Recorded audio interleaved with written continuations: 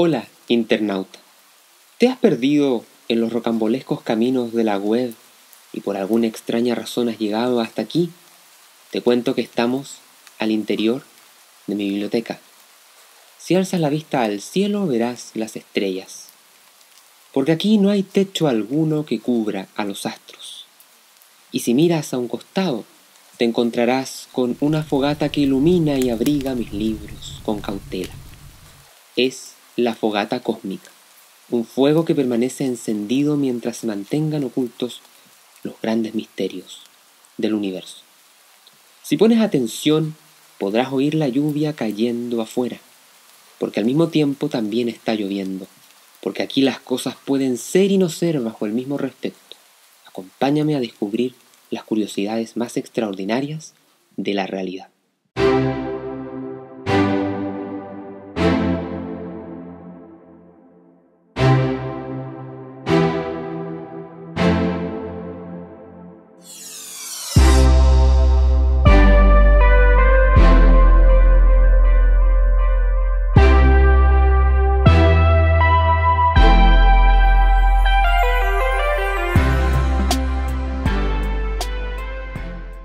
Me encuentro en Constitución, aquí en Chile. Si ponen atención, oirán el ruido de los autos y el viento pasar. Estoy mirando al horizonte marino parado en la mitad de un enorme puente que atraviesa el río Maule. El 27 de febrero del año 2010, un terremoto de 8.8 grados Richter remeció los cimientos de las tierras chilenas. En el desgarrador arrebato natural murieron cientos de personas, entre ellas familias enteras arrastradas por el mar. En esta localidad costera de Constitución fueron tantas las pérdidas humanas que el olor a muerte tras unas cuantas semanas de transcurrida la desgracia era insoportable. Desesperados al no encontrar los cuerpos de muchos fallecidos, la Policía de Investigaciones de Chile y otras autoridades no dudaron en acudir a todo quien pudiera dar cuenta de las ubicaciones. Una vidente señaló algunos lugares en donde sentía la presencia de cadáveres. Compañías de maquinaria se unieron desde Santiago a la búsqueda para remover la tierra bajo el puente Cardenal Raúl Silva Enríquez que atraviesa el río Maule y que es en donde me encuentro ahora. Se trata de una inmensa estructura de casi 1 kilómetro de largo que a ratos genera vértigo y desazón. Y aquí, en este puente y sus alrededores, hace 13 años pasaron cosas indescriptibles. Periodistas de una crónica escrita para el diario La Tercera que pasó desapercibida entre la tremenda masa de información de aquel entonces, comentan que un guardia que vigilaba una de las entradas de este puente, luego de un par de semanas de la tragedia, atendió a una mujer que se presentó como María a altas horas de la noche. Buscaba a su hijo de 11 años. «Mi hijo está allí, en la cepa 6 del puente», dijo. Era tan de noche que el guardia le ordenó volver a la mañana, pero cuando el funcionario se dedicaba a registrar los datos de la mujer, luego ella ya no estaba más. Había desaparecido en un abrir y cerrar de ojos. El guardia comenzó a asustarse cuando la vio varios metros más allá, caminando río arriba. Terminó por enmudecer cuando se perdió entre los matorrales sin dejar rastro. Aterrado, renunció al otro día. Nunca nadie más pudo contactar a ese hombre que antes de irse le contó las razones de su abrupta salida a un constructor civil de una de las empresas involucradas en la búsqueda de los muertos. Lo que el guardia no sabía era que hacía un mes la Armada había encontrado el cuerpo de un niño de 11 años envuelto en un pedazo de carpa, y sí, precisamente en la cepa 6 del puente. Otra historia en este puente la relata Mario, un escéptico ingeniero en prevención con estudios en ingeniería mecánica. Al llegar al puente se encontró con unos niños jugando en la mitad, justo en el lugar en donde ahora mismo me encuentro yo.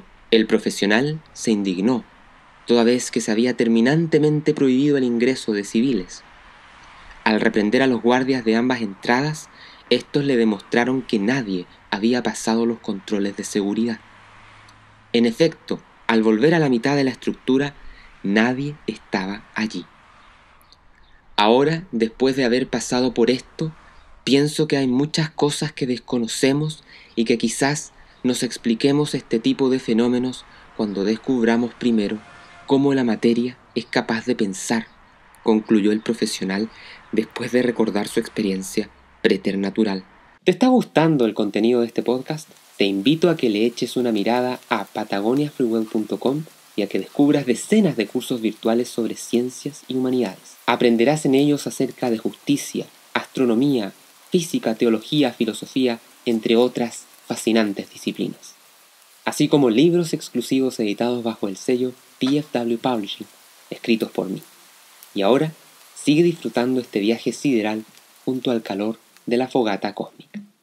Las afirmaciones de este testigo de hechos sobrenaturales en este puente de Constitución hacen alusión a un fenómeno que en filosofía se le conoce como el problema de la interacción. ¿Cómo puede algo inmaterial afectar algo material? Y que está directamente relacionado a uno de los grandes misterios de nuestro cosmos interno, el problema mente-cerebro. ¿Cómo diablos de un órgano de 1,5 kilos aparece una propiedad que nos permite experimentar la realidad, saber que existimos y sentirnos responsables de nuestros actos? Dicho de otro modo, ¿cómo la actividad neuronal en el cerebro humano puede hacer surgir a la conciencia? Para Descartes, por ejemplo, la mente y el cuerpo no son una misma cosa. Pertenecen a dos reinos totalmente distintos. Y entonces el gran problema que veía él era cómo interactúan esos dos mundos. Pero más allá de la perspectiva de Descartes, lo cierto es que la posición más clara para entender cuál es el gran problema aquí es captar que por un lado el cuerpo está constituido de materia que yace sometida a las leyes de la física, la biología y la química, y por otro lado la mente pertenecería a un mundo sobrenatural, entendida esta palabra refiriéndose a algo que no está sometido a las leyes que acabamos de mencionar. Entonces, si la mente y el cuerpo interactúan, lo primero que tenemos que comprender es qué entendemos por interacción. Si por interacción entendemos una acción que se ejerce recíprocamente entre dos o más objetos, personas, agentes, fuerzas o funciones, significa que el cuerpo y la mente se ejercen recíprocamente acciones. Pero ¿cómo es posible que se ejerzan dichas acciones si sus configuraciones pertenecen a mundos distintos? ¿Acaso el cuerpo, al interactuar con la mente, lo hace en un tercer reino, con leyes diferentes a las naturales y con propiedades diferentes a las sobrenaturales? ¿O el mundo material absorbe al sobrenatural o viceversa? Estas son las preguntas por las que cientos de filósofos contemporáneos se devanan los sesos. La gran mayoría de los neurocientíficos del siglo XXI consideran que el problema de la mente-cerebro se resuelve eliminando la mente de la ecuación, o dicho de otro modo, que la mente es equivalente al cerebro. No somos más que una complejísima amalgama de partículas conscientes de sí mismas. Frente a esta posición materialista y frente al dualismo cartesiano, aparecen filósofos de la mente que recurren a otras explicaciones que en lo personal encuentro bastante alentadoras. Una de ellas consiste en desempolvar la concepción de Santo Tomás de Aquino, que rescata en cierta medida la visión hilomorfista de la naturaleza. En esta concepción de las cosas, el alma humana sería única entre las formas de la materia, y ésta subsistiría tras la muerte del cuerpo, porque toda sustancia física estaría compuesta de tanto materia como de forma, y en el caso de los seres vivos, su alma es identificada con la forma de su cuerpo. Y en particular, el alma humana sería trascendente. He ahí la razón de que la forma en su naturaleza metafísica, es decir, que va más allá de la física, no sea explicable ni posible objeto de estudio de las ciencias experimentales. Este podcast forma parte de los anexos del curso audiovisual Grandes Misterios del Cosmos, el que incluye un tomo único de la revista digital Quasars en español, una obra ilustrada con decenas de artículos sobre los más variados temas, ya disponible para inscripción desde todas partes del mundo. Ingresa al link adjuntado a este capítulo y descubre este exclusivo programa digital de PFW. Pero ¿cómo explica esto la aparición de almas en pena? ¿Cómo explican los niños jugando o a María buscando a su hijo? Siguiendo al doctor Aquino, ¿no deberían haberse unido ya al reino de los cielos o en el caso de las almas oscuras yacer en el infierno? ¿Qué hay de los niños jugando en el puente? ¿Qué hay de la madre buscando a su hijo? ¿Fue nada más que psicosis colectiva? ¿Alucinaciones frente al horror inefable? ¿O es acaso que aquel que se va de este mundo en tragedia queda luego su sombra timbrada en el espacio donde sucumbió, como el destello de una fotografía de cámara analógica repitiéndose en loop por un tiempo en desgarradores tribulaciones? ¿O es que existen múltiples dimensiones solapadas?